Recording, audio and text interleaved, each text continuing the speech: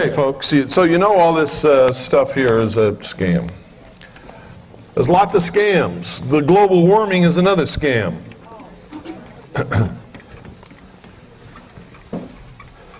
The truth is, with all of the rural and geodetic temperature and weather monitoring stations around the world, if you take all the data from all of those and put it together, the truth is the temperature is actually getting a little cooler, not warmer.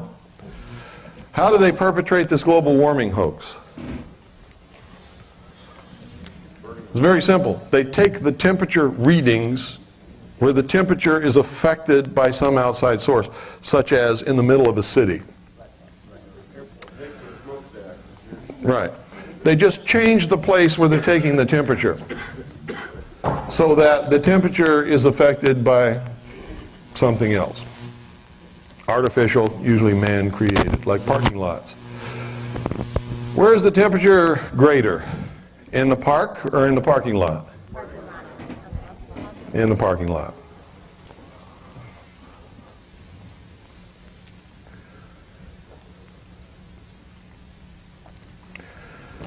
Now I want to go a long way back into history now, because I'm going to start with a few things that you need to know, and it's going to explain a few things that you've been seeing, and then we'll come up to modern time, and then the last couple of hours are going to be spent on what's going on and what you can do about it. Okay? But first we have to understand history. We've got to. If we don't understand history, if we don't understand symbology, if we don't understand race and religion, you cannot possibly understand what's happening today or why, who's bringing it about, and what you can do to combat it. It's absolutely impossible. And a lot of people think they can, but they can't. And I'll give you an example of how you can't. Isn't it true that most Americans have been spending a lot of time for a lot of years trying to figure out who in the hell is destroying this country? Haven't they? Well, if you've been spending all that time, what's your answer? Logically, from what you yourself have discovered, not what I've told you up here. The answer is you still don't know, right? Isn't that correct? You look around for the enemy and you can't find the enemy. It's because you haven't looked in the mirror.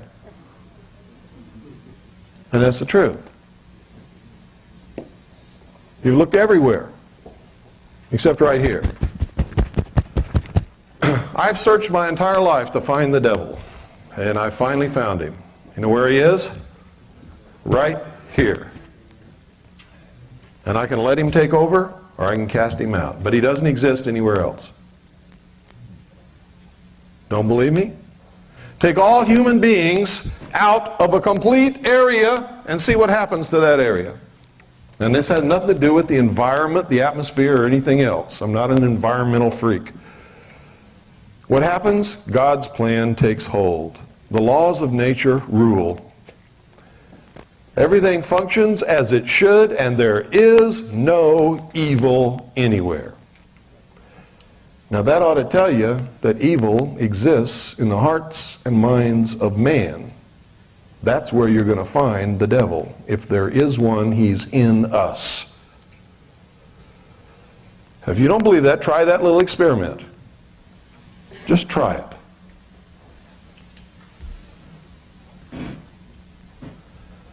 Evil exists only where man exists.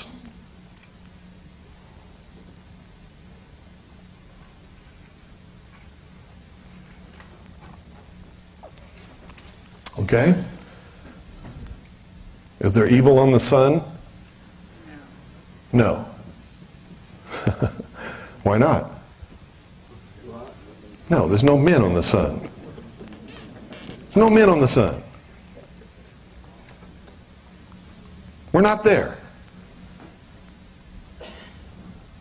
The only place you'll find evil is where you find a man or a woman. And the more men and women you find, the more evil you're going to find there. Exists within us. Why does it exist within us? Well, we're going to find out some of it. And we're going to find out why certain things are happening. Okay? If we go back as far back into history as we can possibly go,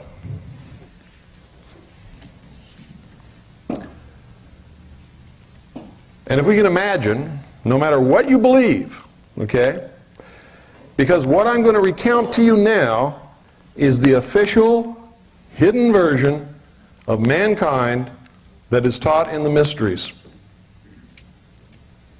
It's not what I believe. It doesn't have to be. And it doesn't matter whether it's what I believe or what you believe or what anybody else believes. What matters, folks, is that these people are running things. And if they're running things, what they believe will affect us, and we better know what the hell that is.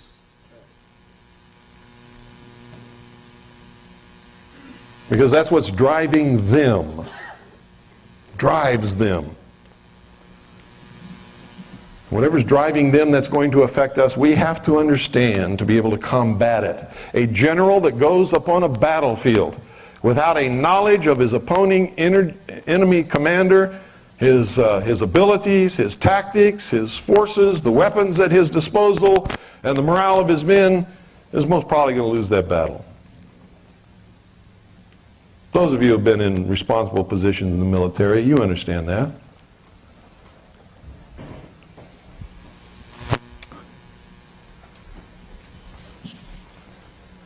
Here's their version of history. Like I said, it doesn't matter whether you agree with it, believe in it, or not. It's what they believe. It's what's driving things today. And you better understand it. They believe that way back at the dawn of the history of the human race, there was a golden age. How many of you have heard that? The golden age. So many people read about it in their writings and don't understand what it is and don't even ask a question. They just take it for granted. I did that for years. Golden age. Oh, that's nice. Keep reading, thinking that I understood what I was reading. I didn't understand what I was reading until I figured out what they're talking about. The golden age was the age of innocence in man evolution. This is their story, remember, so don't get upset if you believe a different one. Man could not think. It was an animal. It was innocent. Innocent. He went about his business living according to the laws of nature with the other beasts and animals and plants on this earth. What does religion call it? Garden of Eden. Religion says it's the Garden of Eden. God made Adam and Eve, put them in the garden to take care of the garden. They lived in innocence alongside the beasts of the field and the lions and tigers and the plants and the trees.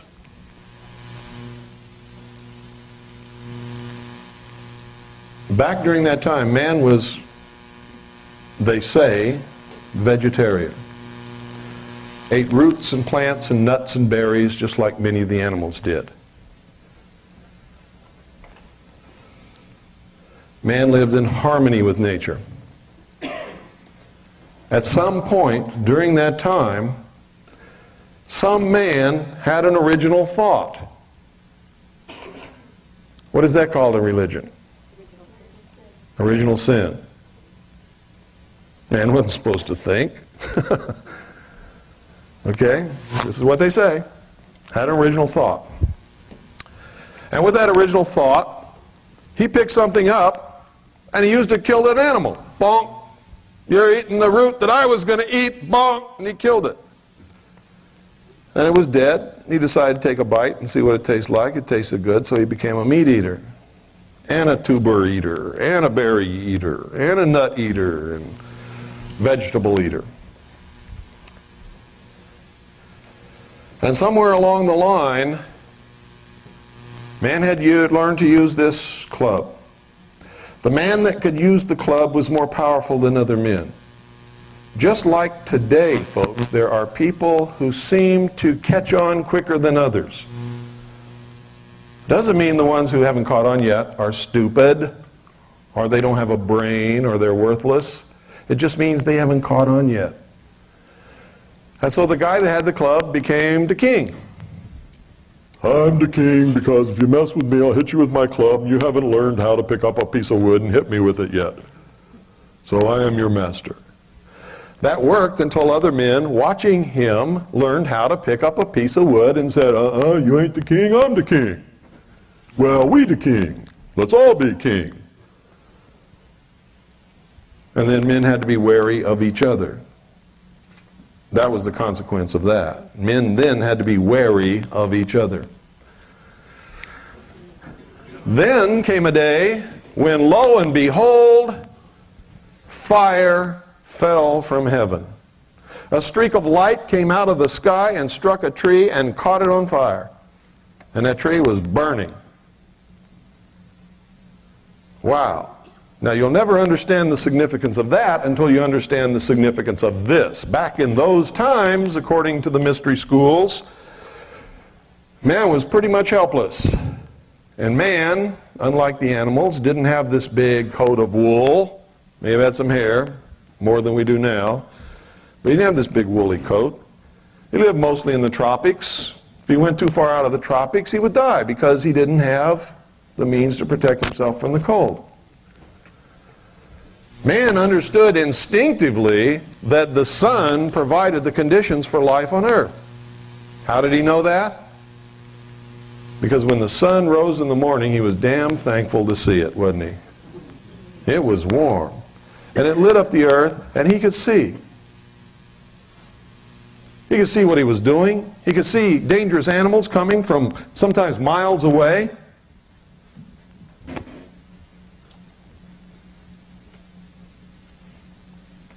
And he instinctively knew that the sun was giving of itself for him and for the plants and the other animals on the earth to live. And in giving of itself, it would all of a sudden sink down and disappear and die. Man lamented that passing. And he would spend the night huddled in fear, praying that the sun would come back and save him from the darkness. So the sun became the savior of man as it rose every morning and died every night. Man learned to confront the prince of darkness, and a battle raged between the forces of light and the forces of darkness every 24 hours. That was the beginning of the first religion according to the mysteries. And the first man who learned to predict what happened in the heavens became the first priest. And the priest was the one who sat the first king on the first throne. By using what? The gift that Prometheus brought to man. Who said that? I heard the word. What is it? Fire. Prometheus is another word for what? Lucifer. How art thou fallen from heaven, O Lucifer, son of the morning? Lucifer was what? The great angel of light. In the mysteries, they believe that the story of Adam and Eve in the Garden of Eden is a metaphor for the evolution of mankind. Now remember, this is what they believe. That man was being held prisoner in the bonds, the chains of ignorance in the Garden of Eden by an unjust and vindictive and terrible God. He was set free by Lucifer through his agent Satan with the gift of intellect, which was brought to man with fire. The story of Prometheus bringing the gift of fire from heaven to mankind is the story of Satan enticing Eve and then Adam through Eve to eat of the fruit of the tree of knowledge of good and evil.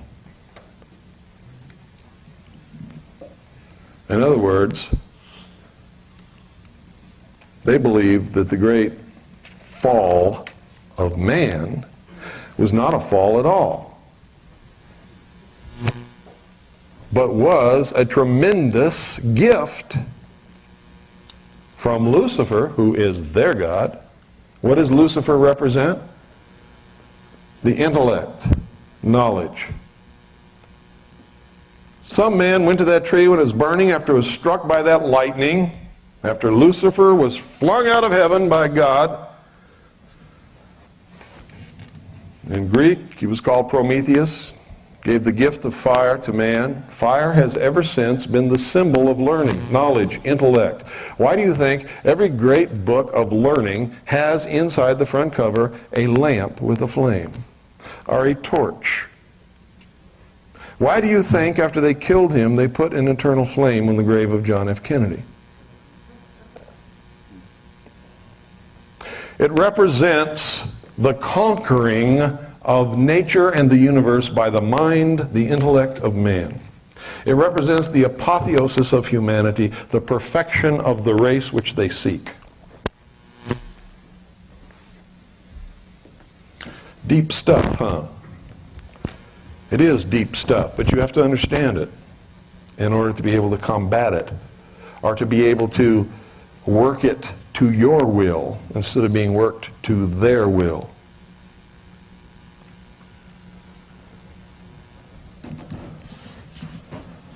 Whoever picked a burning branch up from that burning tree and learned to keep it alive became the ruler of his universe. Fire could only come from God. God lived in fire. Fire was God. Fire represented the ability to think.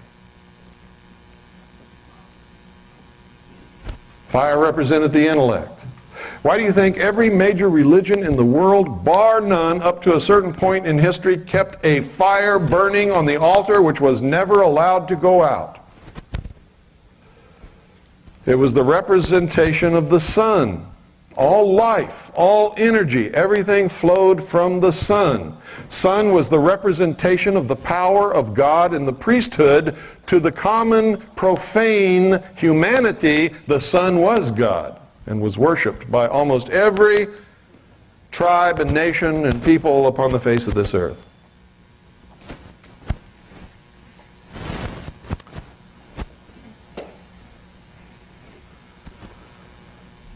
It's important that you understand this because you're going to see this symbology everywhere. How many of you have really been to Dealey Plaza? What did you see there? At the time we were there, we didn't know to look for the things that we do now. You didn't see anything, did you? No. People go there every day. They don't see anything. How many of you knew that the ancient pyramids were never burial chambers? Never. Okay, some of you are up to date. Most of you aren't, though. Most of you don't know this. They were not burial chambers. They were temples of initiation in which the candidate was placed in the sarcophagus, suffered a mystical or symbolic death, lay 3 days in the coffin alone, and then was raised by the grip of the lion's paw, given a new name, and sent through the initiation in the passageways of the pyramid. How many of you knew that the sum total of all of the knowledge of the primitive peoples was built into the pyramids to be passed on to the initiates? The mysteries are old. Freemasonry is old. Rosicrucianism is old, ancient. It began when the first man picked up a branch, burning, and learned how to keep it alight. And he learned by hiding the method by which he maintained the fire, and by telling the common man that God dwelt within the fire, and by learning to predict the movements of the heavens, he could control all of the people in the realm that he could communicate to. And he became the first priest. The priests have seldom been kings, but the priests have always been the power behind the kings. Without the okay of the priests, the king cannot mount the throne, or could not in those days. Okay? So they learned several things.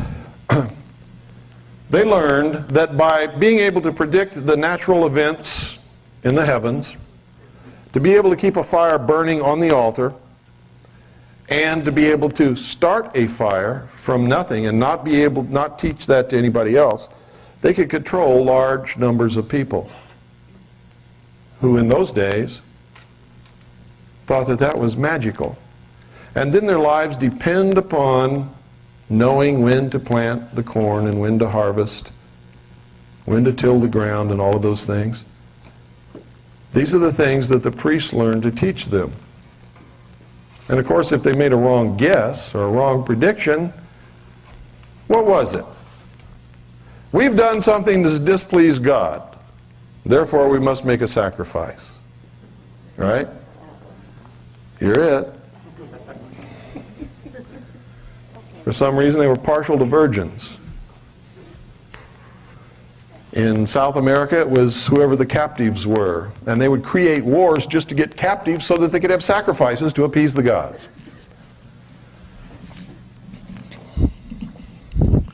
All throughout the history of the world, these people have been the ones who have hoarded, collected and hoarded the sum total of the knowledge of humankind. They call themselves the illumined ones, and in those days they were truly illumined, enlightened. They're the only ones who had the knowledge. The rest of the people were deprived. Over long periods of time, some knowledge would either leak out to the people, or the people would make discoveries, or would have original thoughts of their own and pass it on. So as man became more educated, the machinations of the Illuminati became more complicated and more clever. And the more they had to really hoard and guard the technology and the knowledge and the truth that they held. They called what they knew the esoteric, and what you know, or the profane, the exoteric. In other words, the esoteric is the inward truth, that which is withheld, that which is guarded, not known by what they call the masses. The exoteric is the outward form that they throw to the people, the metaphors that they tell. One of the ways they put it that I wrote in my book is that they speak directly to God while the people bow down to stone statues which can neither hear nor speak. Now, it doesn't mean they're really speaking to God. This is a metaphor, remember. What it means is they're really communicating the truth. This is what they believe. Doesn't matter what we believe in their world. And if they're controlling us, we have to understand what it is that they believe and why. You see, they believe that through the use of the intellect, man himself will conquer nature. And what happens when you conquer nature? You're God. Isn't that true? They believe through the use of science and the intellect of man, man will conquer nature and the universe, and man will be God. Now, does that ring true according to religion? Of course it does. Isn't that the promise of Satan to Eve in the Garden of Eden? God lied to you. He lied to you. He's withholding your true nature.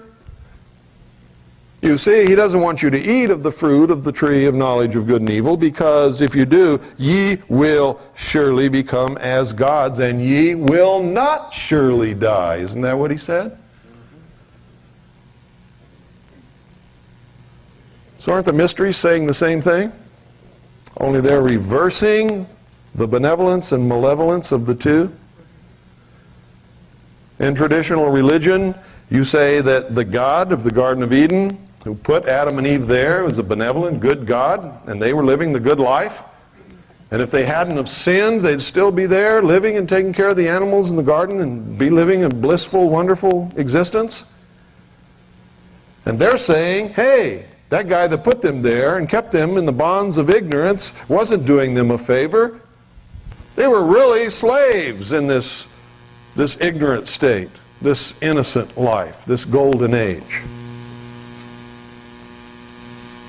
Lucifer set man free, gave him the gift of intellect, the use of which will make him God.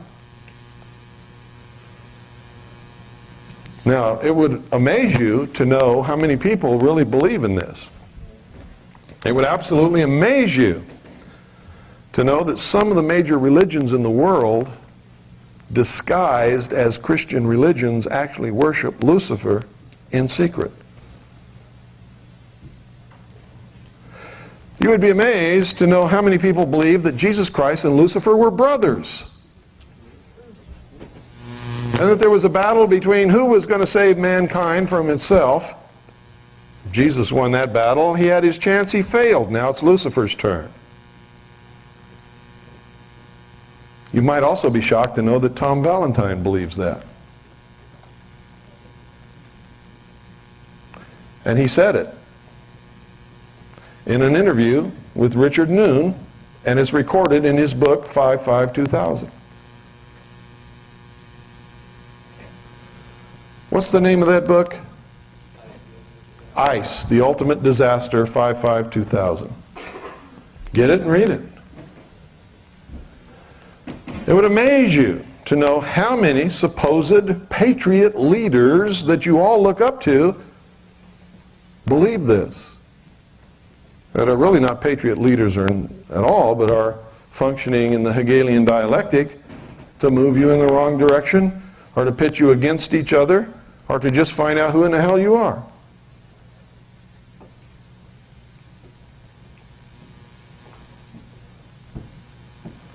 There's one that's traveled all over the whole country.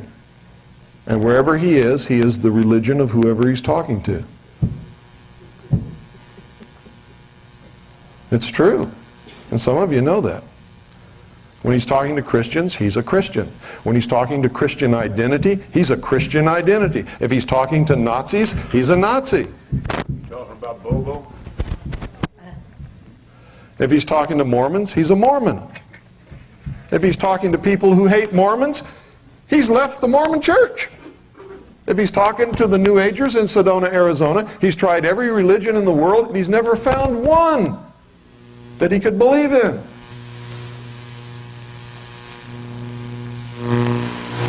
That's Bo Greitz. You don't believe me? Go get all his tapes talking to all these different groups and listen to his own words. Now, I don't care what religion the man is. I believe in freedom. You know what I care about? He's lying to a lot of people. That matters to me. Some people tell me, well, that doesn't matter. He's doing good. I mean, you know, maybe he has some failings. Every time he speaks to a different group, and every time he gets caught, he says he's never going to do it again, but he does. And just recently on his radio show, this man was talking about how he put his son through past life regression and how he believed in reincarnation.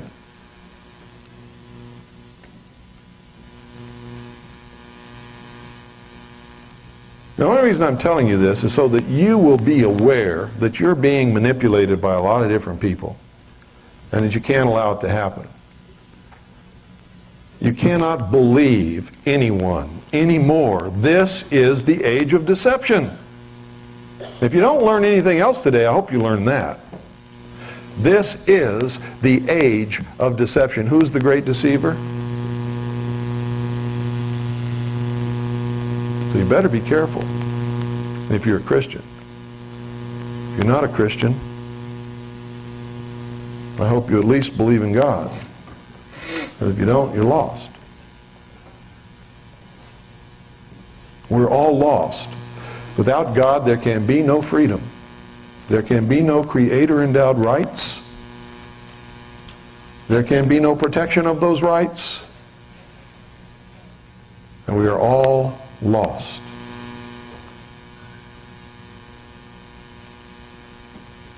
I don't know about you. I don't want to be lost. It's a terrible state to be in.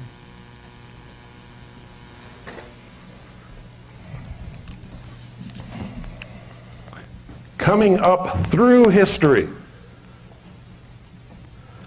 these people have always been the ones who have guarded technology, who have guarded knowledge. Why do you think it was that nobody was allowed to read a book in Europe for thousands of years?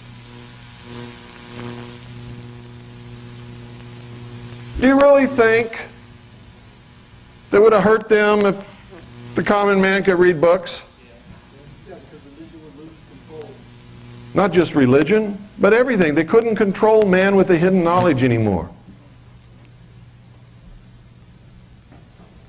What upset the balance of power in the world more than anything? The printing press.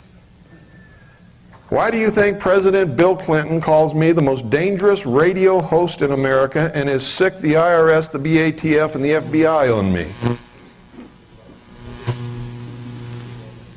Because I didn't believe them when they told me that I was just one lonely little person and there wasn't anything that I could do. I've never believed it. Many of you are sitting here thinking that right now. I'm just one lonely little person and nothing that I can do. This is all terrible news, but what can I do? And you'll go home and you won't do anything because you convince yourself that you can't.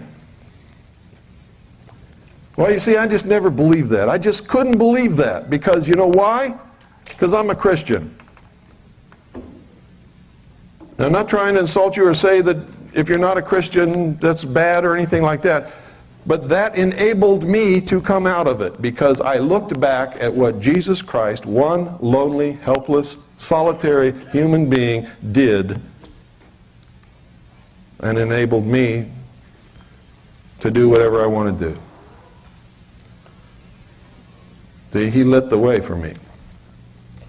So I wrote a book called Behold a Pale Horse.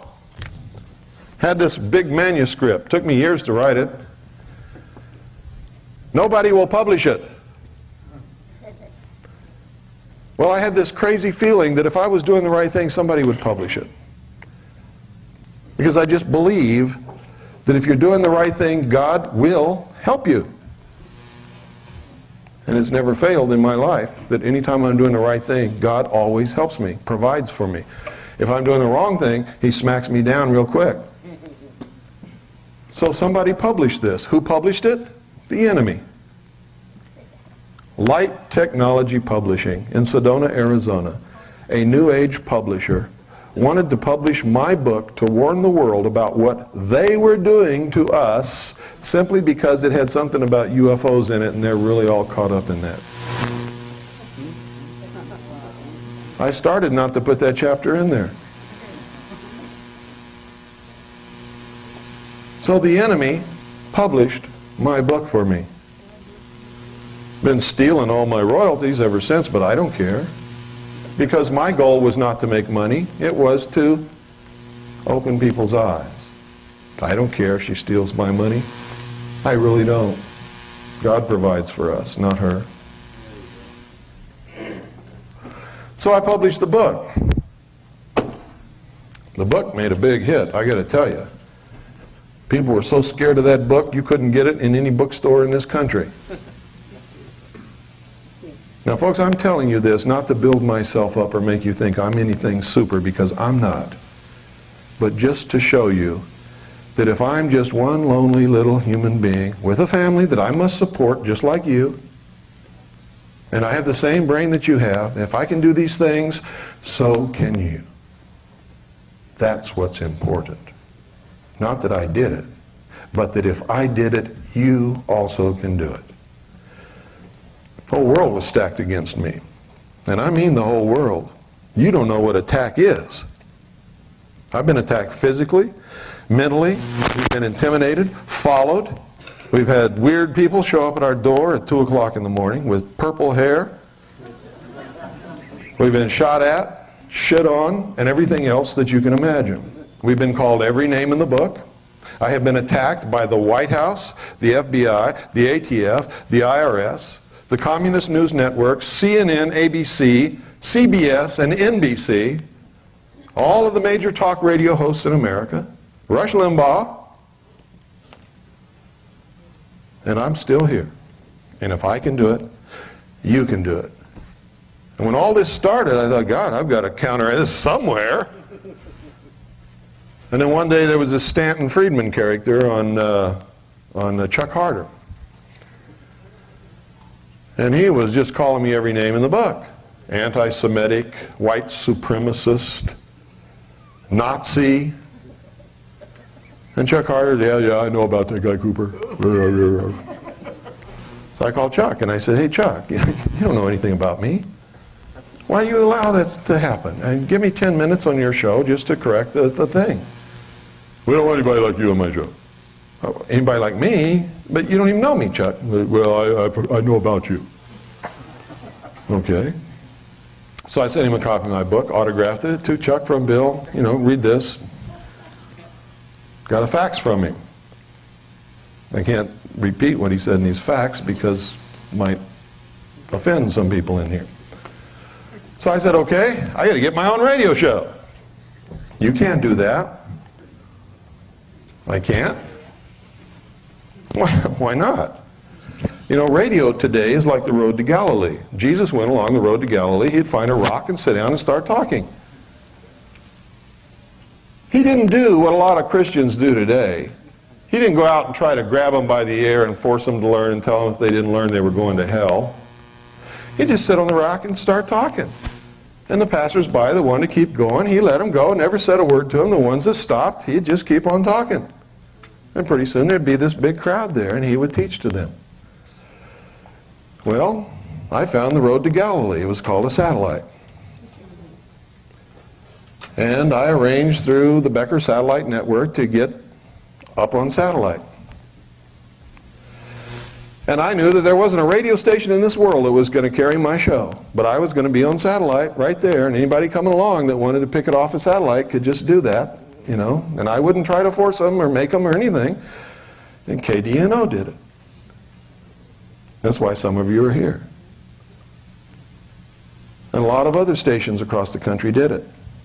A lot of low-power FM stations did it.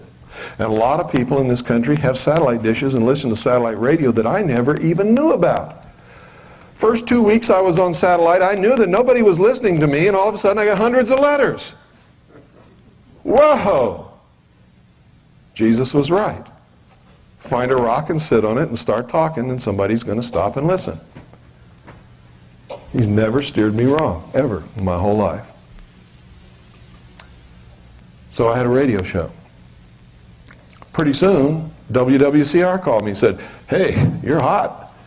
We want you on our station 5 nights a week. I said, I don't have any money.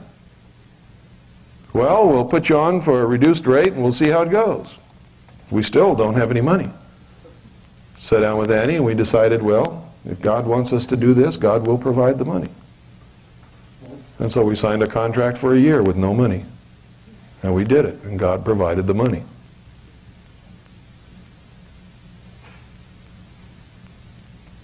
Everything I've ever needed has been that way. When I was doing a series of videotapes on the Kennedy assassination, I needed Kennedy material, didn't know where to get it. I needed speeches. I needed documentaries of his life.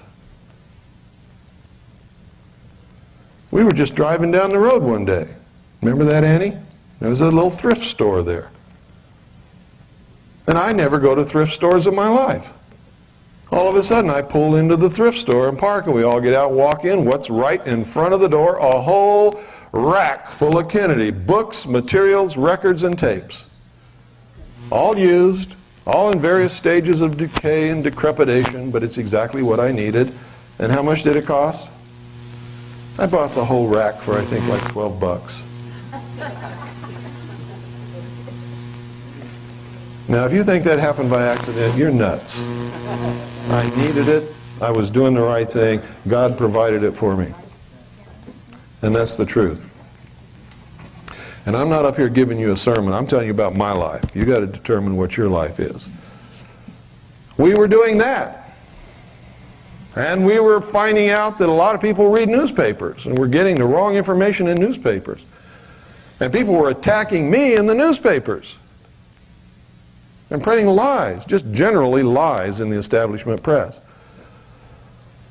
So I said, well, we're going to have a newspaper. You can't do that. Nobody will carry your newspaper. Nobody will read it. I don't care. I'm going to have a newspaper. So, did a newspaper.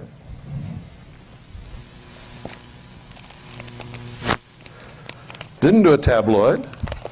Didn't do a newsletter. We did a newspaper. You'd be surprised how hard it is to do and how easy it is to do. And because we printed the truth, everybody wanted it. And I mean everybody. And because we wanted the Washington to know that we printed the truth, we sent a free copy to every representative, every senator, every member of the president's cabinet, the president, vice president, and every agency head in Washington.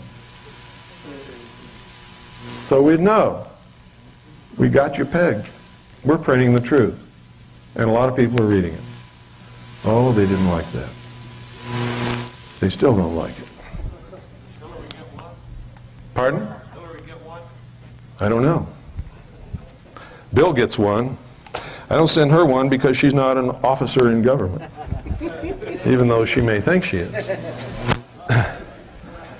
This is my hometown paper. It's published by a guy named Glenn Jacobs. He's just one lonely, helpless, broke little guy who happens to have a house full of kids and a wife who, by the way, gives him hell about printing this paper because he doesn't make a lot of money and it takes most of his time. But this is what he does. This is a Round Valley paper. This is where I live. This is our paper. Pass this around and see what's in this paper. You see, there's hope, folks. And you know who's doing these things? One lonely, broke, individual, helpless people with families to support like the rest of you, who are not doing what most of you are doing, saying, I have a family to support. I'm just one lonely, helpless, broke individual. I don't have any money. Don't say that to me. You can do whatever you want to do. And if you're doing the right thing, God will provide for you. I promise you that. It's a promise straight from my heart. I have lived it. I know how it works, and it's the truth. You find out what the right thing to do is. Make sure it's the right thing, and God will provide for you to do it. Now, Annie is the worrier in my family. Whenever we are running out of money or whatever is happening, she begins to worry. And when she worries, I tell you what, she lets me know. And what do I tell you, Annie?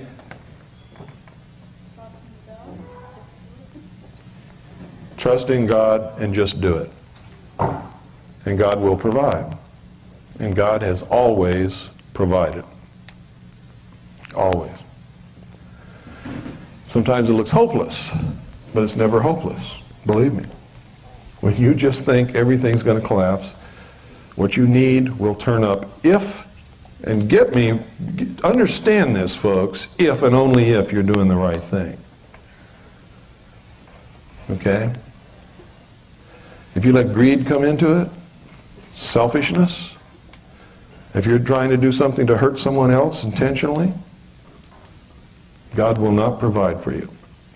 If your number one goal is money, God's not going to provide for you. He's going to put stumbling blocks in your way. Doesn't mean you can't get rich. You can. Lots of crooks and terrible people in this world have got rich. But you're going to have stumbling blocks. You're going to have a hard, terrible life. And all of those people do, always. They're not happy people.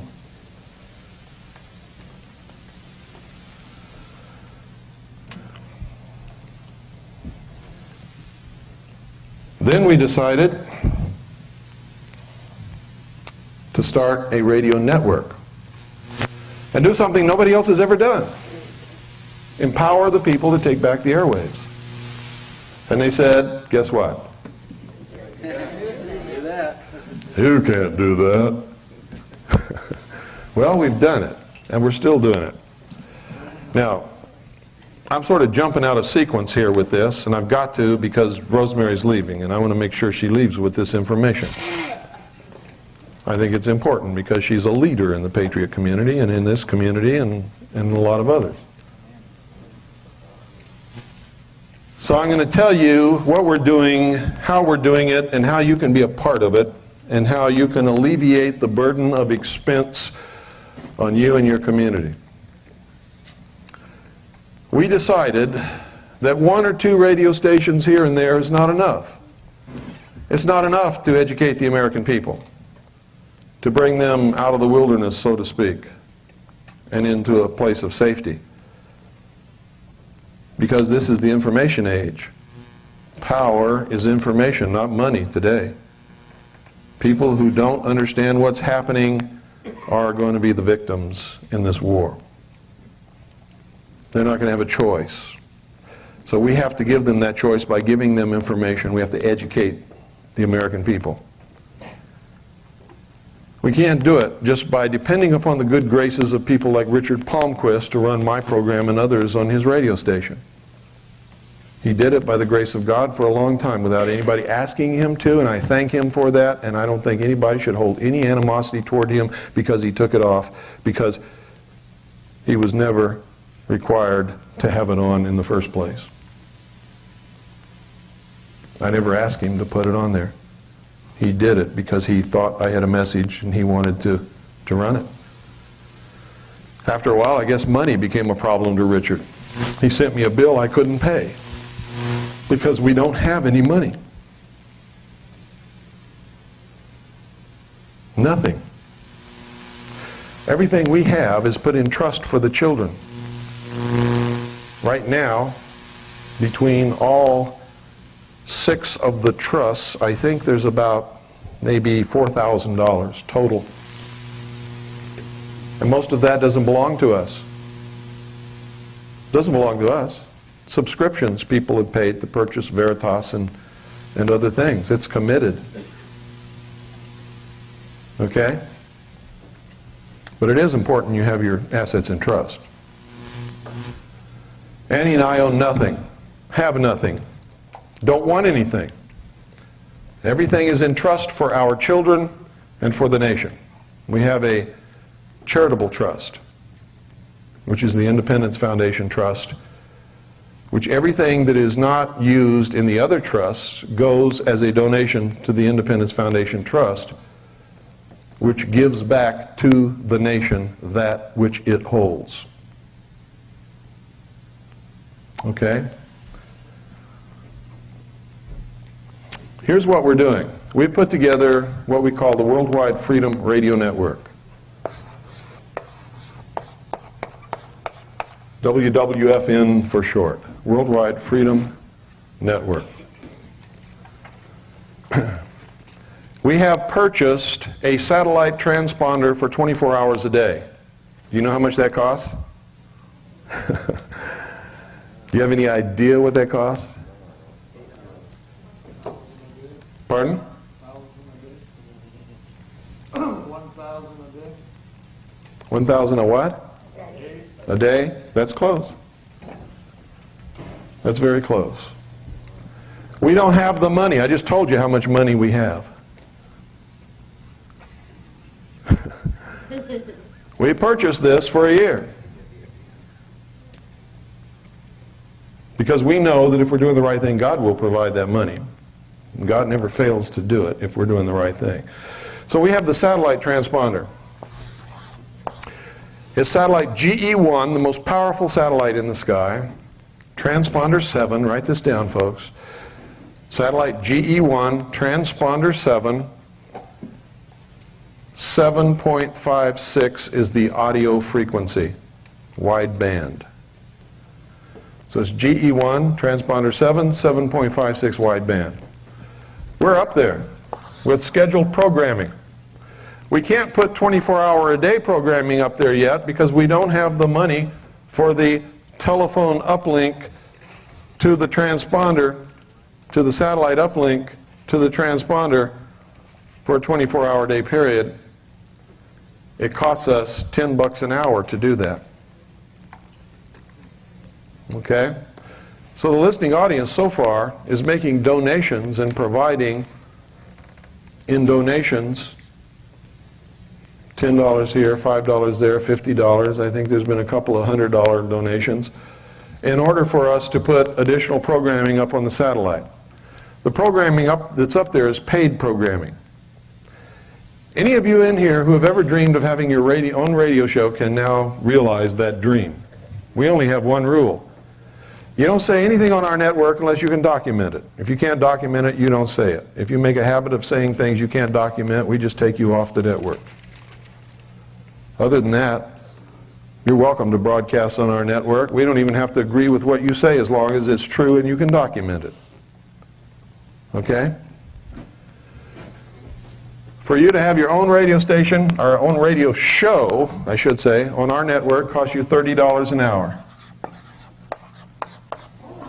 That's the lowest rate in the industry in the world, not just in this country, in the world. It is not only the lowest rate, but it undercuts the lowest rate by so much it would amaze you. The next lowest rate is $65 an hour on Jeff Baker's Amerinet.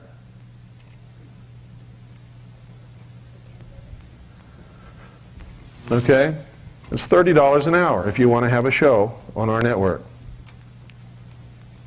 You can have one show a week, one show a month, 5 shows a week, I don't care. If you have 5 shows a week on our network, it's a flat rate, $600 per month.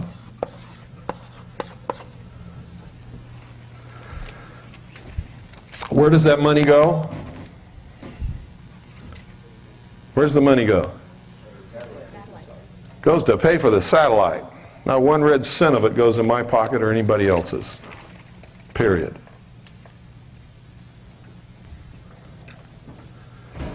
Okay, we're up there.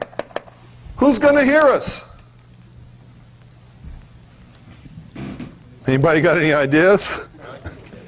With satellite dishes? No. We have created a network of affiliate radio stations made up of you. Micro broadcasting on FM bands. Okay? We now have over 700 affiliates. Over 700 affiliates. Some of them outside this country in foreign countries. Some of them in Canada, some of them in Mexico. Okay.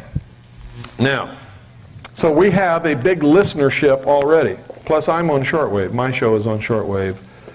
9955 kilohertz, it's WRMI out of Miami. Worldwide. What time, Bill? Pardon? What time? 5 until 7 Eastern Daylight Time, Monday through Friday. Now let me tell you about these micro broadcasters. This is the most incredible thing I ever saw, because there have always been people who call themselves pirate radio stations. That's not what we are. We're not pirate radio stations. We're not breaking the law. We don't want to break the law. We have discovered that most people don't know the law about broadcasting, and anybody in this room can own your own radio station tomorrow if you want it. Today, if there was a place across the street where you could buy the equipment. Okay? And I'm going to tell you how to do this, because I want you to do it. Somebody in this room right here today, within a couple of months, is going to have their own radio station on the air right here. Maybe several of you. And I don't care if you carry our programming or not. What I care about is that you provide your community with an alternate source of news and programming. That's important. Because the communists and the socialists have taken over all of the media in this country, and nobody's hearing the truth. You had a voice here. It's gone. Whoever the new owners are, I guarantee aren't going to be like Richard Palmquist.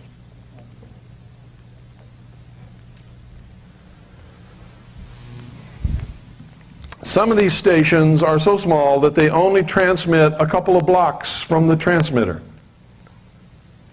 How many houses are in a couple of blocks? Quite a few people live there, huh? So even though they're not transmitting to a whole city, if they're transmitting a couple of blocks in every direction, they're hitting a lot of people. And if they provide programming on a regularly scheduled basis, those people can always know that they can tune in at 6 o'clock and hear this program.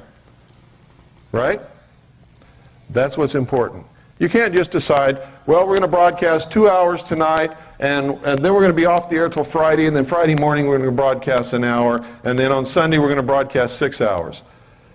Because if people don't know that you're always going to be on the air at these certain times, they're just simply not going to tune in anymore. So you have to provide continuity. Okay? Some of these micro-broadcasting stations are broadcasting out to 1/4 mile in every direction from the transmitter. Some of them are going out 5 or 6 miles in every direction. They're hitting a lot of people. Some of them are going out 10, 15 miles in every direction. We have one of our affiliates made the Arbitron ratings recently. We have 4 stations that are broadcasting with 90, 95 watts of power, which is powerful.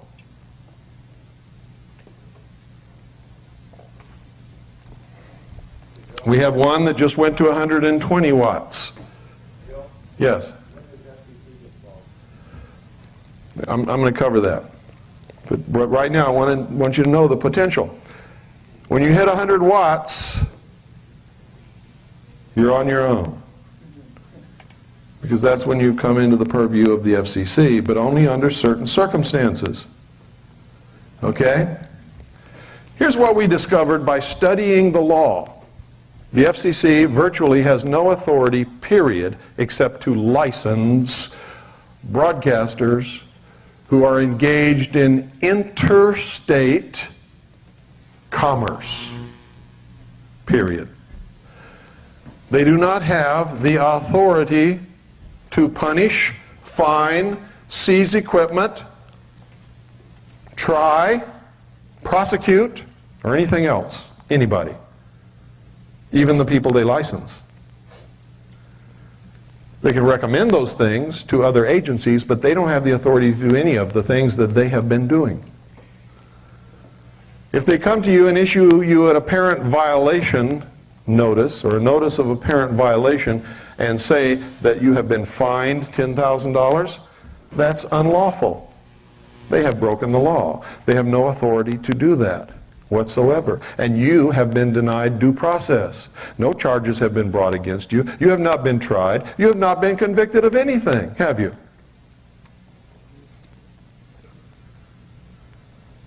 When confronted with someone who knows the law, these people run like hell. It's happening all over the country. You would be amazed at how quickly this is growing into a groundswell of grassroots broadcasting. And who started it? One lonely, broke, helpless individual with a family to support who didn't have the money. I got on WWDCR and said, this is what we're going to do. You guys are all going to go out and buy these little broadcasting transmitters, and we're going to start this, and we did. And it's a success. How many of you, are there anybody in here listening that listens on one of our FM affiliates? Anybody in here from any place? Okay, this is unusual. Usually there's at least 1 or 2. We're on the air between 5 and 7 p.m., my show, we have other shows, 5 and 7 p.m. Eastern Daylight. There may be a low-power broadcaster in this area who's carrying our programming. I don't know. Go through your FM band slowly during that time. If you hear my voice, you've got a station near you. If you don't, you need to make a station near you so that everybody can hear. Either me or somebody else or your own programming. You could just play music for 24 hours a day. It's up to you. Here's how you can do it, folks. For less than $1,000, you can have your own radio station. And when I say less than $1,000, I'm not exaggerating in any way, shape, or form. It's the truth. And if you all get together and share that cost. You can have a community-owned radio station that you all donate time to and help run for 25 or 50 bucks a piece.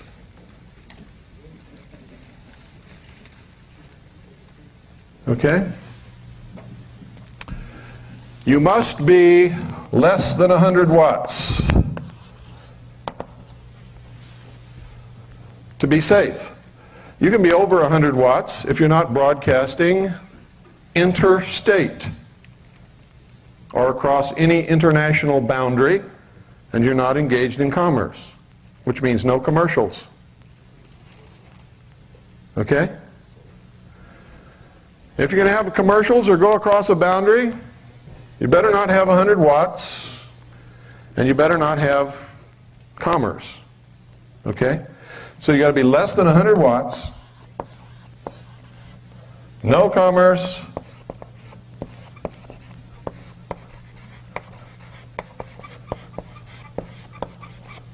and it's got to be intrastate.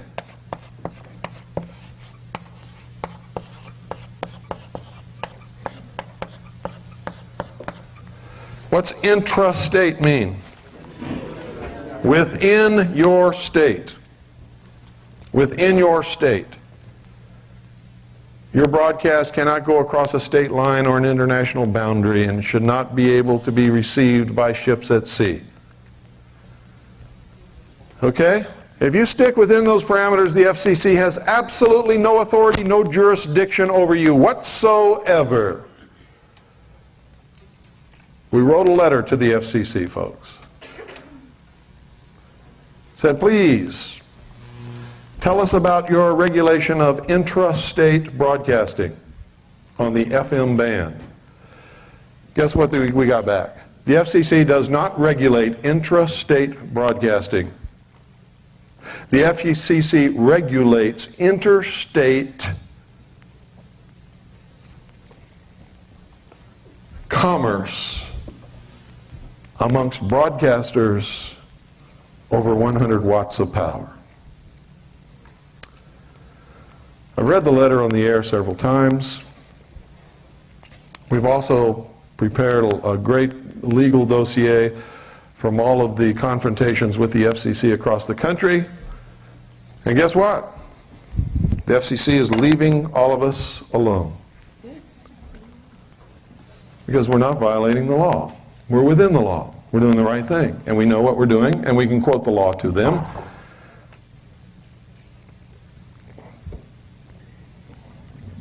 And they don't want to see us in court.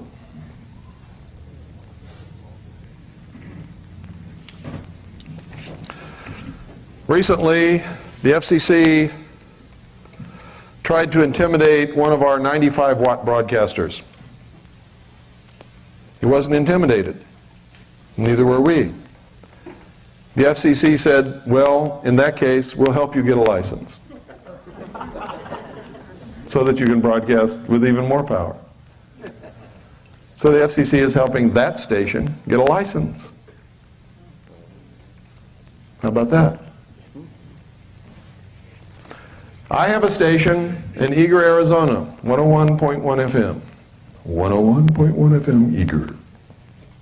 Classic radio, like you always wished it could be. It's not usually your voice that does that, though. Yes, it is. It's a little girl that does it a lot of times. That's the little girl who does it most of the time. But occasionally I do it too. We started off with 25 milliwatts of power. With 25 milliwatts of power on the mountain where we live, surrounded by 7,000 people, we were going out 6 miles. We added a little 1-watt amplifier to it. Now we're going 15 miles in every direction. We own the valley. There's a commercial station there nobody listens to anymore. They don't listen to them anymore. Everybody in the valley is listening to 101.1 FM Eager.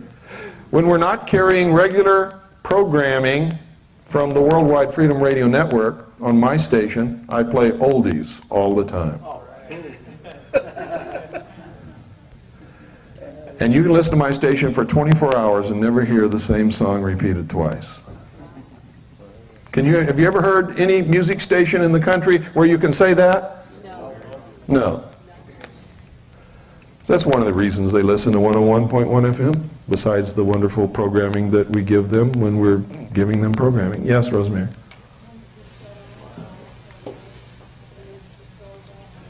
Can they shut off the satellite? Yes, they can.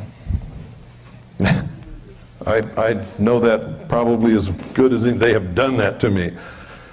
When I have really been hitting them with some hard programming that they just don't want the American people to hear, they have turned off that transponder just as cold as if you stepped into an ice water shower. And there's nothing you can do about it.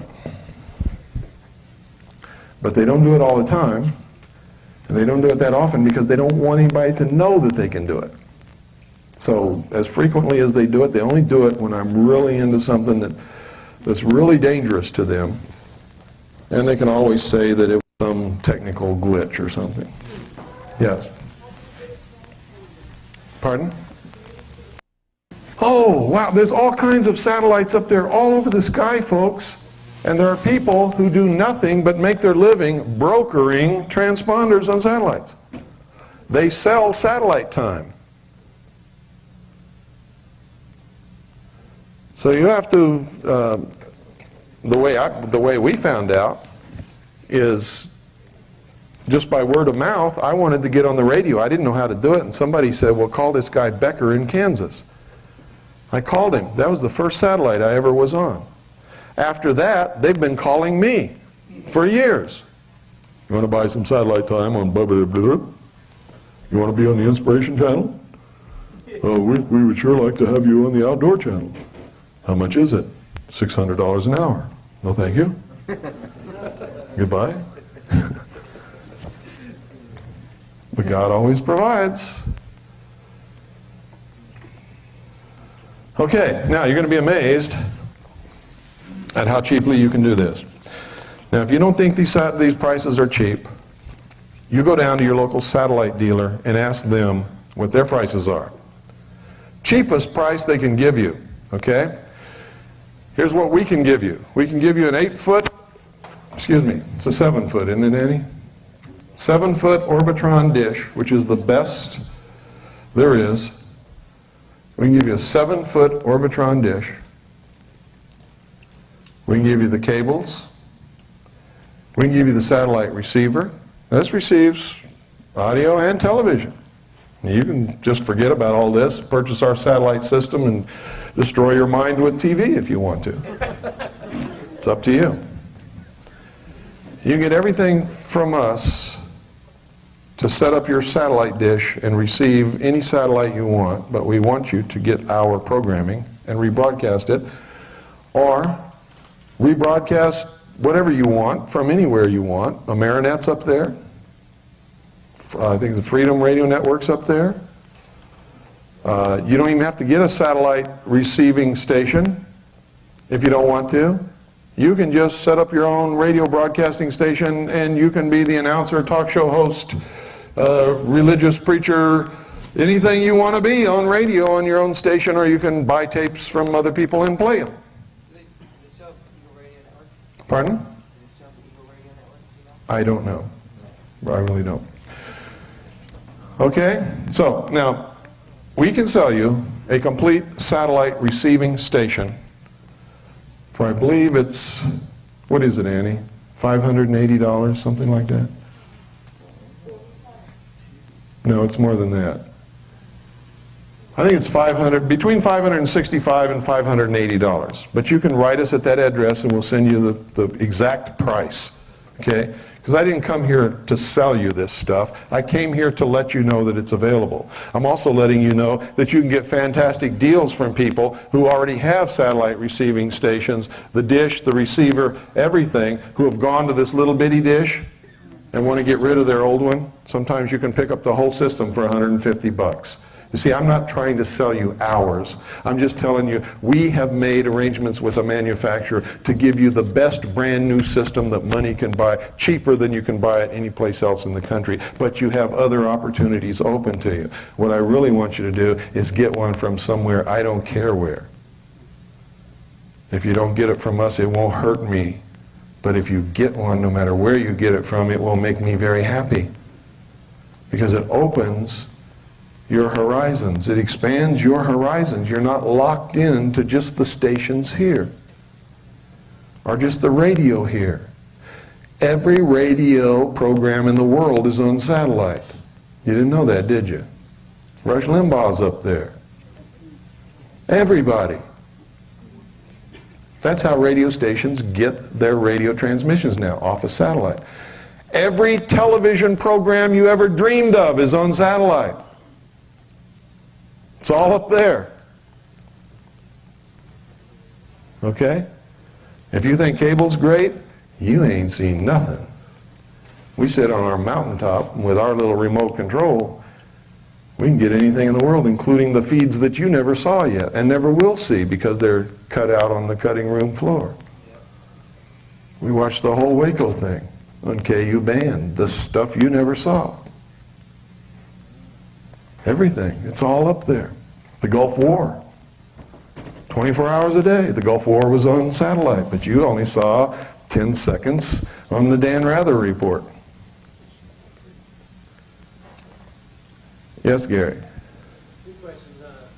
The definition of no commerce, and the other one is, when you read broadcast music, is there a problem with BMI or ASCAP? No.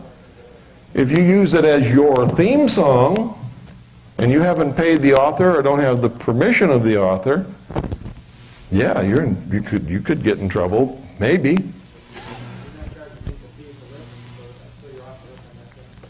Well, not only that, but you see, if you're playing music and it's different music all the time, you're just another DJ, only you don't have commercials in between.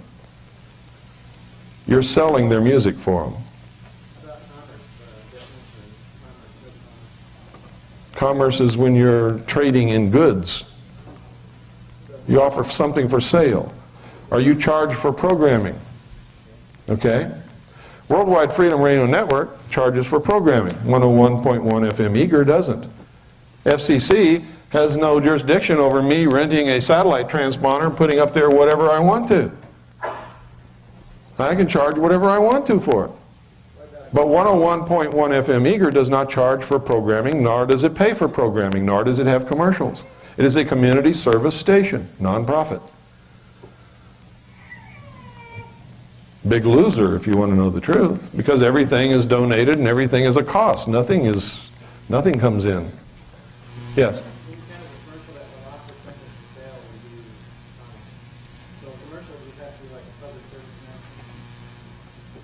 No, you can't offer anything for sale as the radio station.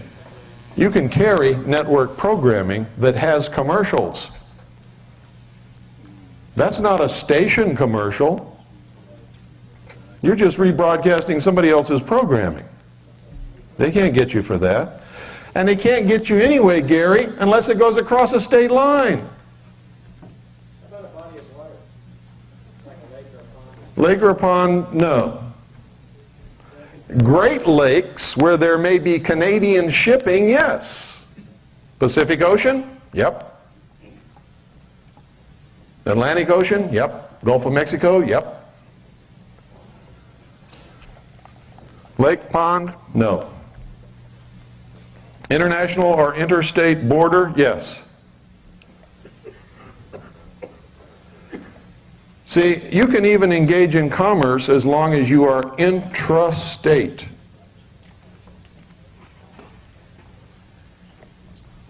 You understand what I'm saying?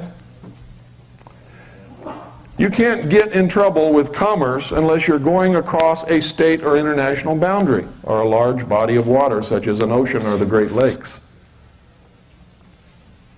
The FCC is only authorized to regulate interstate commerce. Period. They are not authorized to regulate anything intrastate, and that goes for most or all agencies of government. Now, your state can regulate this, but so far we have not found one state who regulates radio broadcast one way. And the people to check with is your state utility commission. I can tell you right now, the state of California does not regulate one-way FM radio broadcast, period. Yes? What about UN Bible Study? Is that international? No, not yet. Yes, Rosemary? I'm sorry, I can't hear you. Does one way mean they cannot call you? You mean, One-way broadcast. it's one-way broadcast. For instance, it's not walkie-talkies. You don't have a transmitter and a receiver to which we are talking back and forth on. It's a broadcast from a central point out and nobody answers back. That's what that means. She meant for your own telephone, I believe. You know, could they call you up? Absolutely, yeah. Sure they can call you up. Can you ask for donations? Yeah. Let me say this once again. As long as you are broadcasting intrastate, you can pretty much do whatever you want to do. I would not recommend exceeding 100 watts. If you go across a state boundary, now you're getting into some touchy territory. You can cross a state boundary if you're not engaged in commerce. Because the FCC only has jurisdiction only over interstate commerce. Period.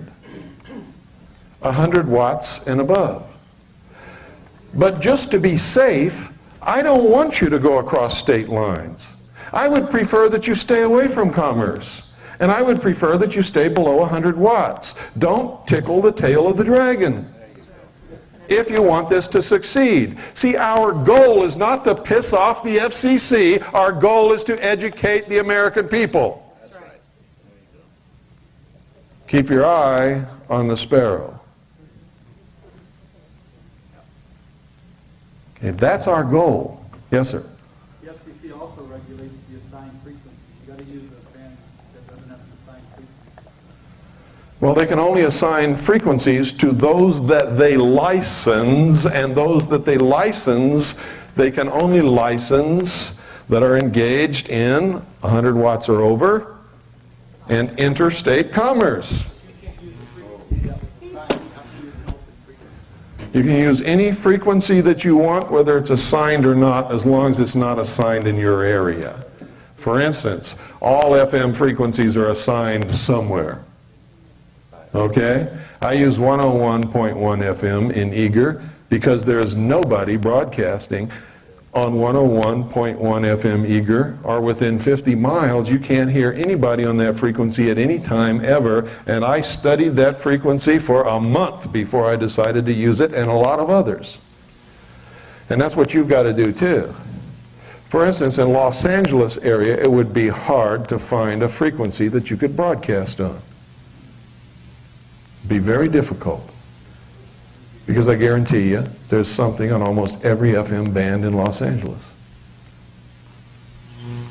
But here in Delano, you could study all the available frequencies several times a day and during the night, and you could drive out and make trips all around studying the reception on these frequencies for about 30 days, and you can come up with a frequency that's clear that you can broadcast on, that's not going to interfere with or hurt anybody else. And you don't want to do that. You don't want to interfere with somebody else's broadcast. That's not what we're about. We're about freedom, right? That's right. You don't want to broadcast on a frequency where somebody else is already broadcasting.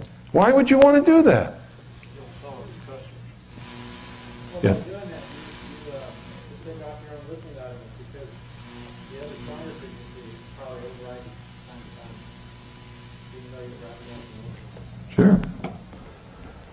What you want to do is do what I did. You want to find, like in our area, there's a 96.5 and there's a 101.7. Or excuse me. It's 101.7. That's right.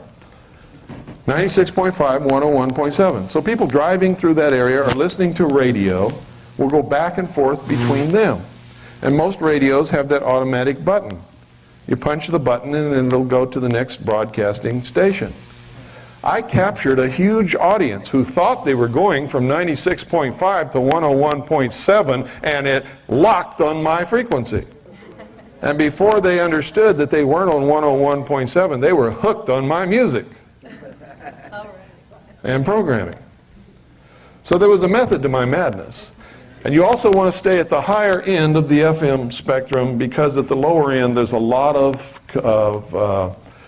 what are they, public broadcasting stations on the lower end of FM. And they're all over the country. And a lot of people listen to them. Okay? There's also such a thing as harmonics, so you want to make sure you have a good transmitter. Now, I've already told you what you can get the satellite receiving system for.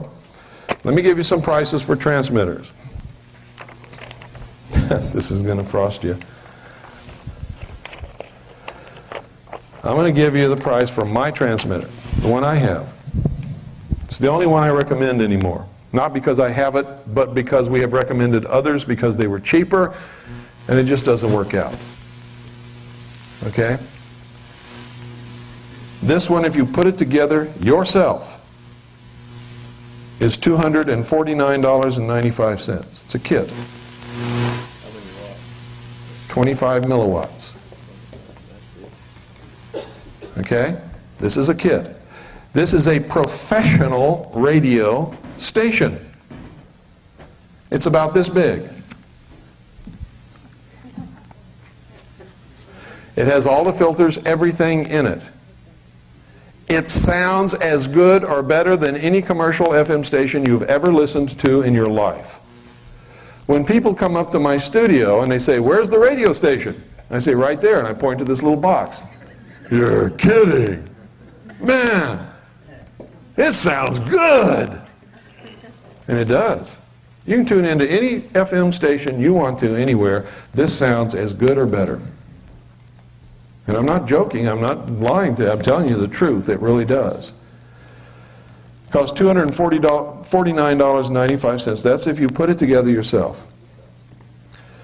There's an export version kit, which you also put together yourself, costs $329.95. Instead of 25 milliwatts, it's 1 watt. But you have to send a letter telling them that you're going to export the radio. Okay? So you know what people do? They phone their friend in Arkansas. Say, "I'm going to send you the money. I want you to order this from Ramsey." Send them a letter saying you're going to export this radio. When they get it, they send it to you. It's been exported from Arkansas to California. You told the truth. There's also one. It's the high-power export version, fully wired and tested, assembled. It's $399.95. Again, you have to send them a letter saying you're going to export that transmitter. Okay? Or they won't sell it to you. Pardon? They're just covering themselves in case the FCC gets antsy. They don't want to be blamed for selling you a radio that you might use to try to broadcast over a commercial station frequency and interfere with somebody else and get in all kinds of legal tangles. That's why. It's called CYA. Are these set up to just hook a linear 2 or an amplifier 2? Or You can hook whatever you want to. These are the basic unit that you can go ahead and amplify then? No, this isn't a basic unit. This is a really professional transmitter. Well, what I mean is, it's only putting out 1 watt or whatever. Can you go ahead and run a linear to that? You can run it into an amplifier, Okay. but you have to make sure that it's built for FM transmissions. You can't, I don't believe that you could hook this to like a CB linear amp. No. Okay. That's AM is. Yeah. Okay, the antenna. They make an antenna that is built especially for this transmitter. It's called the True Match FM broadcast antenna. By the way, this is Ramsey. You can call them and get their catalog. Let me give you their number. It's 800-446-2295. 800-446-2295. Ask them to send you a catalog. Remember, the only transmitter that I recommend is the Super Pro FM stereo radio station. That's the only one I'll recommend to you. We've tried the FM10, we've tried the FM25. If you have a super wizard that can put those together and not make any cold solder joints or anything like that, they'll work fine.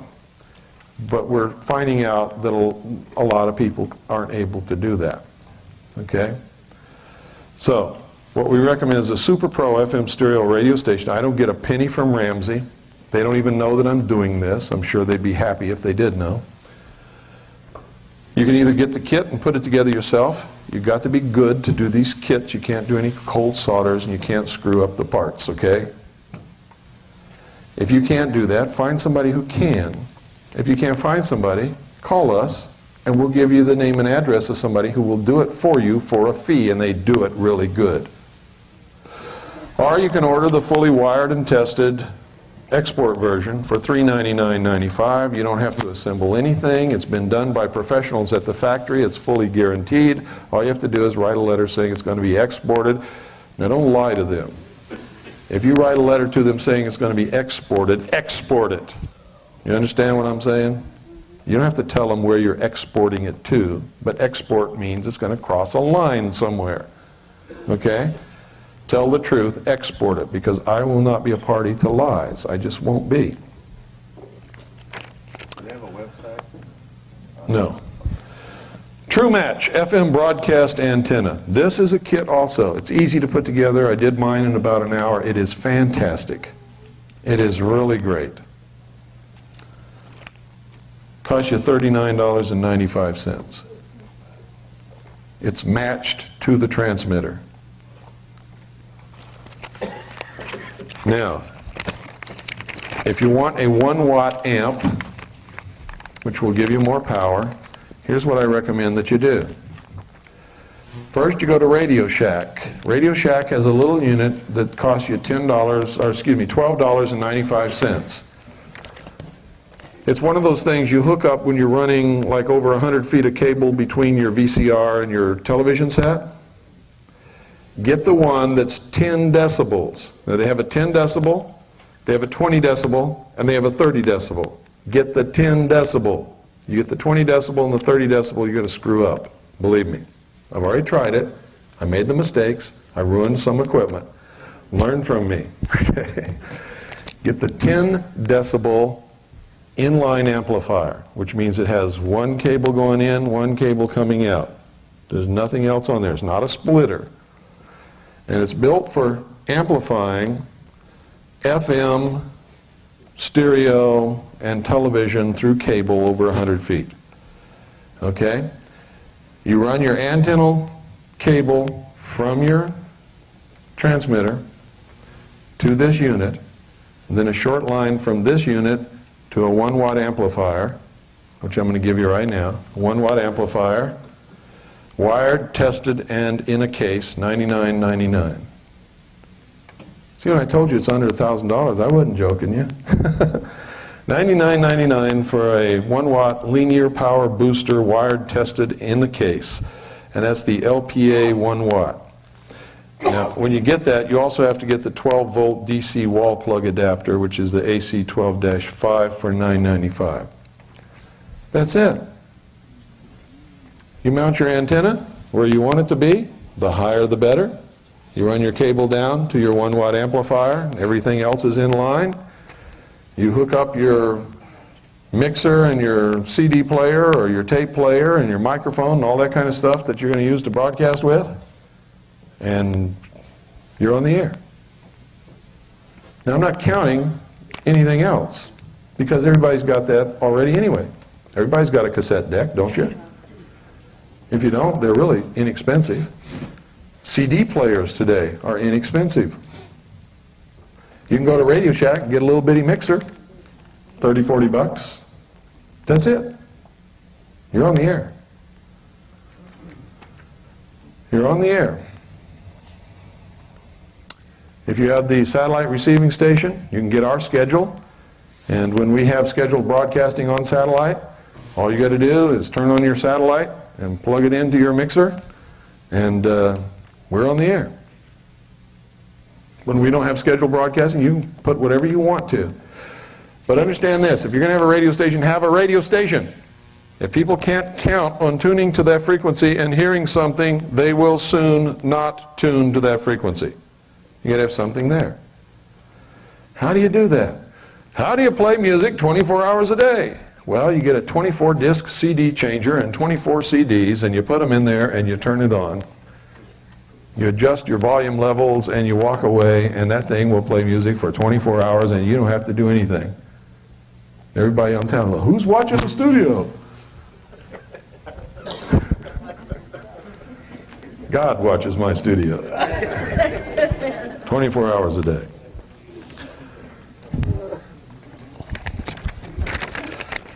So there you have it. What happens if you have power outage? What happens if you have an earthquake? What happens if a volcano erupts?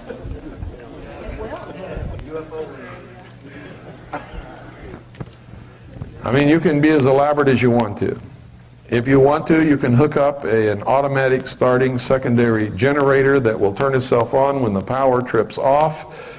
And you can have a backup, what do they call it, a UPS, like computer guys do, to make up for that interval while the generator's starting.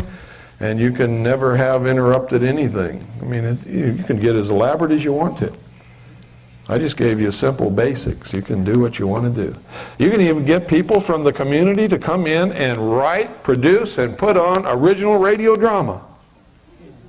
You can do whatever you want to do. You can be a real radio station right here in Porterville, California, or Atlanta, Georgia, or wherever you want to be. Texas. People here are from Austin, Texas. Okay?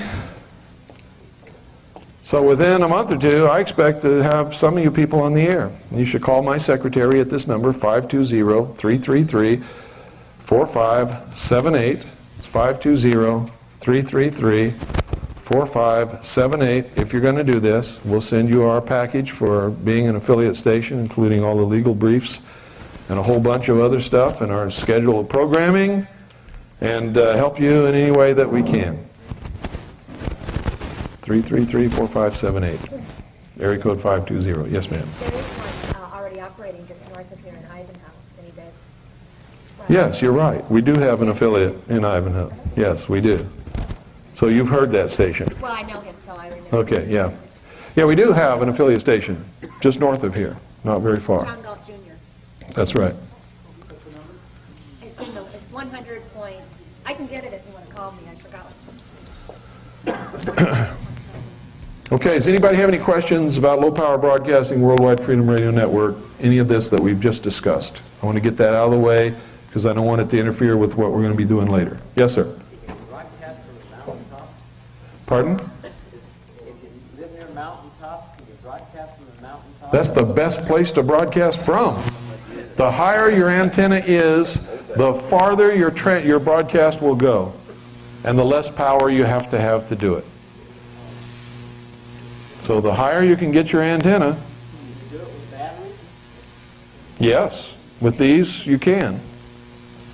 I noticed it was so low. In fact, if you get an AC-DC converter, you could drive up to the top of a mountain in your car and broadcast, set the antenna up on top of your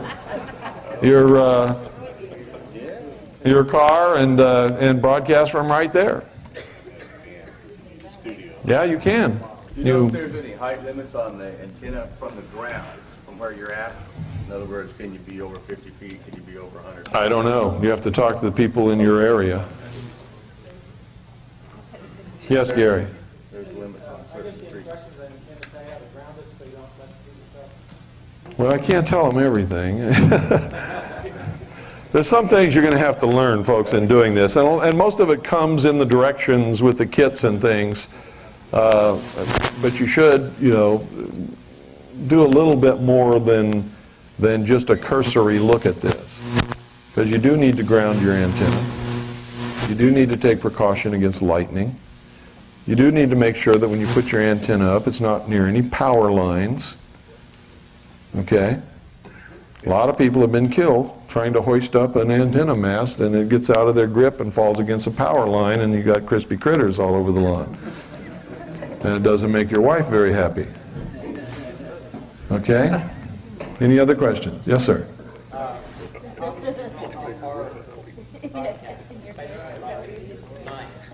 Well, you have to go out and find out. Like every once in a while, just to make sure everything's operating correctly, I'll get in my Bronco and I'll drive all around the valley and I'll drive out in every direction as far as I can go and make sure that we're still operating at peak capacity.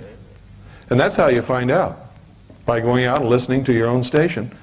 And when you drive and it starts getting weak and then you can't hear it anymore, that's the limits of your broadcasting range as far as anybody can hear it. As far as the effective broadcast range is where you can hear it and understand it and is pleasing to the ear. Okay? What if you live within a fairly large state? Any chance of exceeding the state boundaries? Not if you're under 100 watts, no. Not unless you're near the border. I understand that. Well, I mean, if you're 100 miles from the border.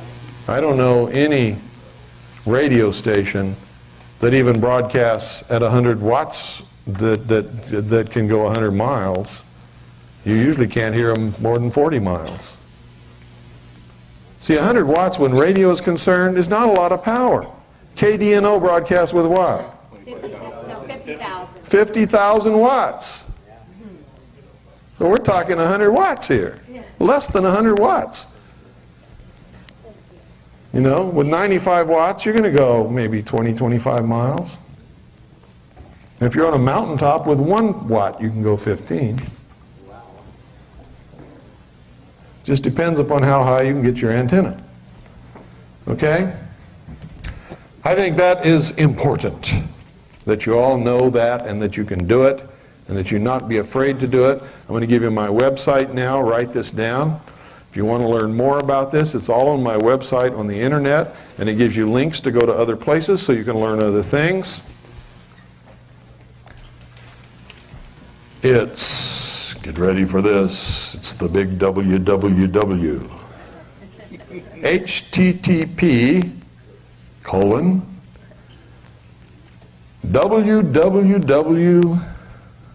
no, it's http:// I almost forgot that. Yeah. www.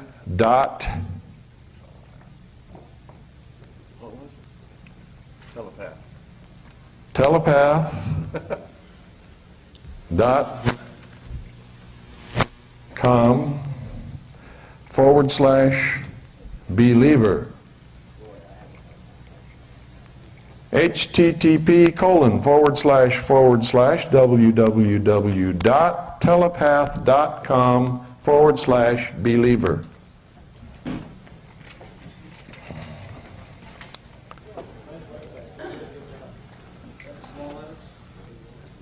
Yeah, everything on the internet is small letters. Yes, sir. Ramsey also has a website. It's on the front of your cover of the magazine. Do they? No. Yes, sir. It's right on the front page, down towards the bottom. Front page. No. It's not on yours? It's No. on mine at home. If it was on mine, I would have given it to you. I've got it at home. Evidently, they haven't sent me the new catalog yet.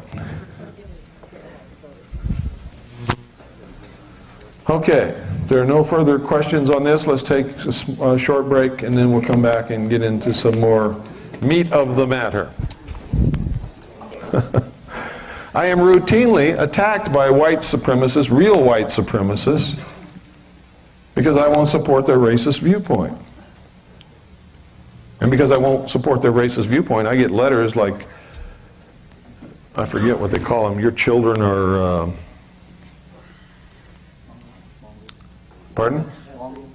Mongrels, that's right. Your children are mongrels, and when we take over the nation, we're going to kill all the mongrels.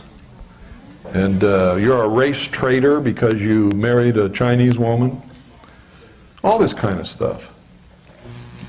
And then I get attacked from the other side saying that I'm a white supremacist. Okay? So when you enter this battle, I hope you understand that nobody's going to like you. Because in this day and age, if you stand for freedom, nobody likes you.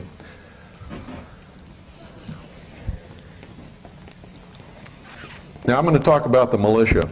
How many in here are in the militia? I am. I'm not afraid to admit it. Okay, I'm going to talk about the militia. If you're not in the militia, you need to be. If you are in the militia, you need to reorganize your thinking, because I guarantee you, you've got the wrong concept of what the militia is, and you're probably operating illegally, unlawfully, unethically, and probably maybe even immorally. And I say that based upon past experience with other militias around the country, not knowing anything about your militia, and with the added CYA thing that I could have been wrong about that. But most probably I'm right. Now, what's wrong with a militia? Nothing, that's right. What is the militia?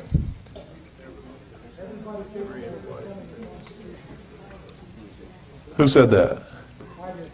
Okay, say it again, real loud. Everybody capable of defending the Constitution. That's correct. That was the concept in the founding of this nation, was that the people would act as their own defense. That there would never be a standing army. Why? Because they saw what standing armies could do to a civilian population to enslave them and destroy them in Europe. And they wanted to start what? A new world. They want to get rid of all of that stuff. So they gave us freedom. It's a great gift. They knew we would probably throw it away, but they wanted to give us all the tools to make sure that we could keep it if we really deserved it, and if we did, and we could hang on to it responsibly and not give it away in exchange for some imagined security or benefits from a big central government or a king or something like that. Then that would be the New World Order. That would be the New World. Okay? So a lot of people think that when I tell them what our founding fathers really were, that I'm attacking them, and that if they really were that, they wouldn't have given us freedom and all this kind of stuff. Baloney.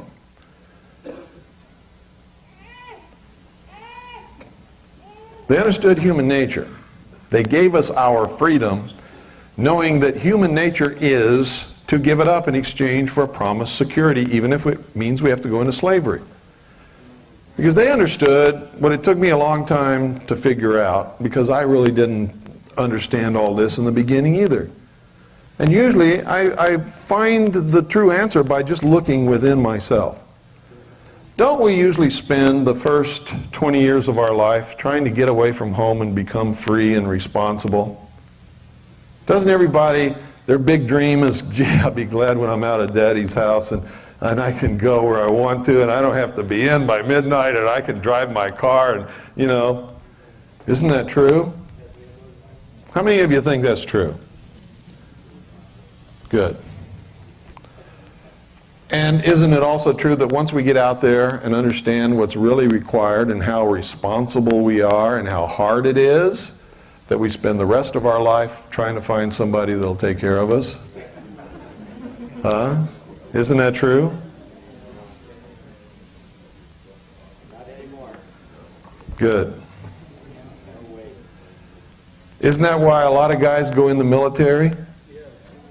Oh, I'm leaving home and it's a hard world out there. No, I'm going in the service.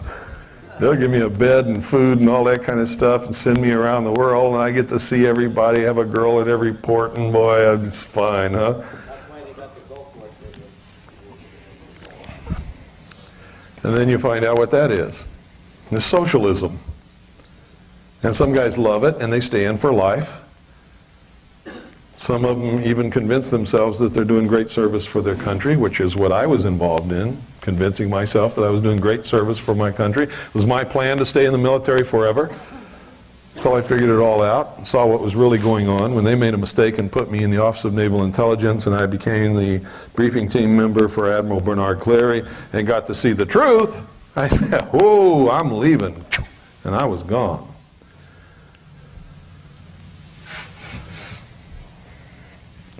That's why you can't depend upon these guys sitting around the VFW and the Veterans of Foreign Wars and the American Legion halls to help us in this battle. They spent their life in the military. They are socialists. All they give a damn about, and I don't care if it pisses you off if you're one of them, because it's the truth, and I'll stand and duke it out with you face to face over it if you want to. It's the truth. The only thing they give a damn about is sitting around in those halls, getting drunk and telling lies about how brave they are and getting their retirement check every month. They have been trained to be socialists, and they are going to be good little socialists forever. Okay? It's the truth. Absolute truth. Anybody who's receiving a government check is not going to help us in this battle. That includes old folks on Medicare and everything else. If you can't turn around and walk away from it now, you're not going to help us in this battle. You have been socialized. Sorry if it makes you angry, but it's true, because you're not going to do anything to jeopardize your little checky-wecky, right? But the truth is, free people don't get little checky-weckies from Big Brother. They don't do it. And Social Security is not an insurance policy, it's a hook. It's a hook, along with all the rest of these benefits and things. You cannot accept the benefit from Big Brother without enslaving yourself in the process.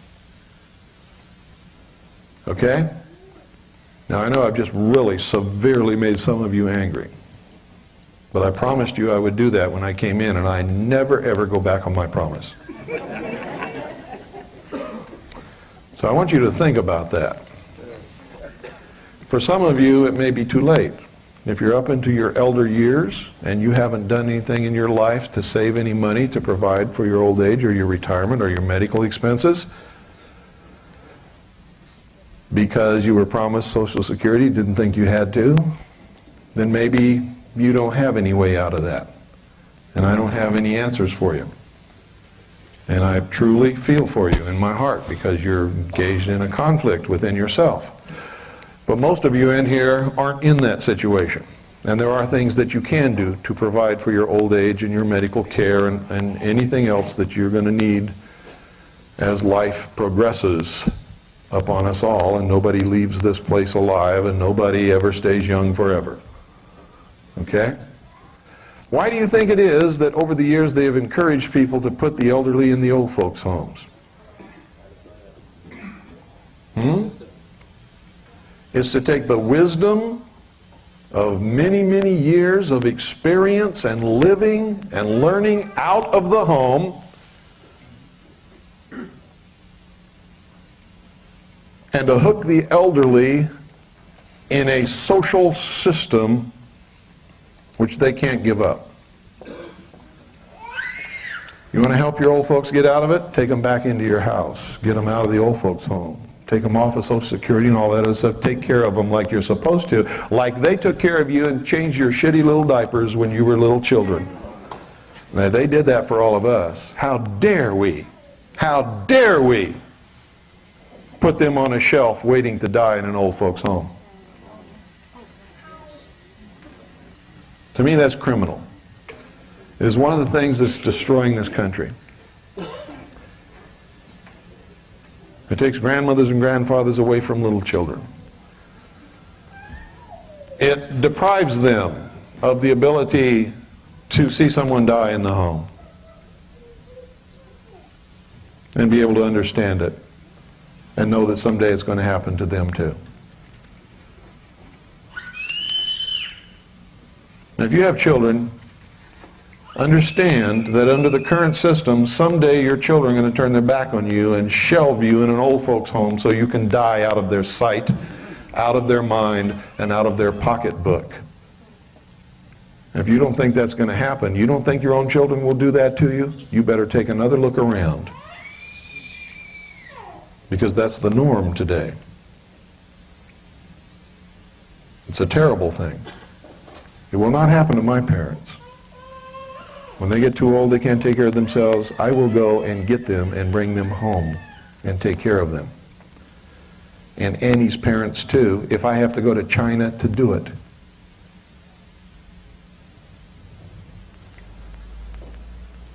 That's not a boast, it's a fact in my family. And it should be in yours. If it's not, you need to do something to rectify it. There are a lot of things that are occurring in this country that are wrong, that need to be righted, and we can do it. And you don't have to wait for anybody else to be able to do that.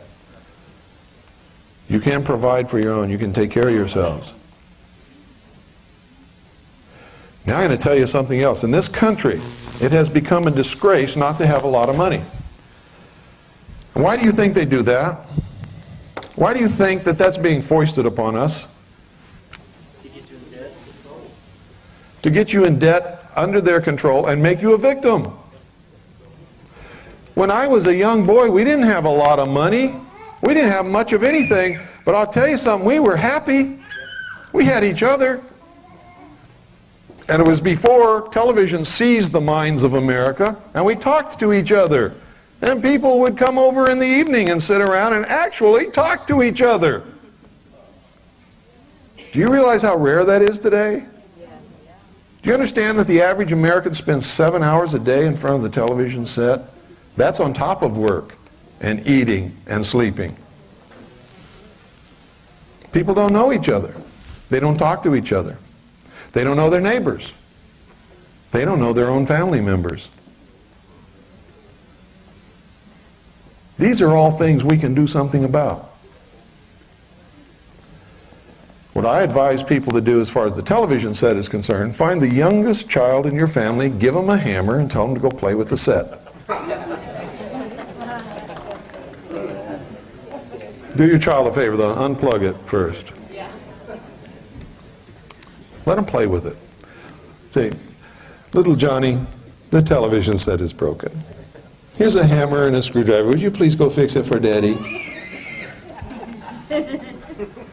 That child will take care of the biggest problem you've got in your home in short shrift, I guarantee you. And at first it'll seem a little strange. But after you actually get used to talking to each other, you're going to find a miracle is going to take place. You're going to become a family again. You're going to know each other. You're going to do things with each other. You're going to care about each other. You're going to talk about your problems. You're actually going to invite the neighbors over. And if they can break away from their TV set, they might even come. And if they come and find that there's no TV set in your living room, they'll be forced to talk to you. And you'll find another miracle will occur. You'll become friends. Now that's really weird, isn't it? But when I was a kid, that was normal. And all the children in the block would be outside playing all in the street until late at night. And nobody was ever afraid. Nobody ever got molested or kidnapped or hurt or run over or anything else. We'd play kick the can and run around with the flashlights and just have a great time. And the adults would be in talking and playing music and having snacks and sometimes a drink or two. And I got to tell you, I remember it as a really great time. What I see now is not great. Nobody knows anybody. And as soon as people come home, they plant themselves in front of the TV set, and they don't leave that TV set until they go to bed. And nobody talks to anybody. And everybody's afraid of everybody else, because that's all you see on TV is everybody killing everybody else. Right? It is absolutely true that what children and people, adults, see on TV will make inroads into their lives. It will desensitize you to accept things that you never would have accepted before because you are bombarded with it on television 24 hours a day, and so it becomes a normal part of your life. And so when it happens in your neighborhood, it doesn't bother you. And that's one of the main purposes of all of this. We got to pause for about 30 seconds while they change the tape.